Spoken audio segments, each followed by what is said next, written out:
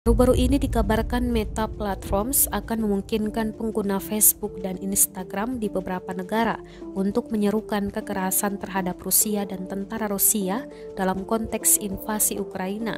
Dikutip dari Reuters, perusahaan media sosial juga untuk sementara mengizinkan beberapa postingan yang menyerukan kebencian Presiden Rusia, Vladimir Putin atau Presiden Belarusia, Alexander Lukashenko.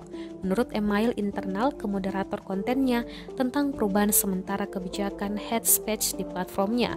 Meta menekankan perubahan dalam kebijakan ujaran kebencian ini berkaitan dengan tentara Rusia dan pasukannya dalam konteks invasi. Menurut Meta, tentara Rusia digunakan sebagai proksi untuk militer. Kebijakan ujaran kebencian terus melarang serangan terhadap orang Rusia. Seruan untuk kekerasan terhadap Rusia juga diperbolehkan ketika postingan tersebut dengan jelas merujuk pada invasi ke Ukraina, kata email tersebut. Meskipun akses ke situs tersebut telah dibatasi di Rusia. Terima kasih sudah nonton. Jangan lupa like, subscribe, dan share ya.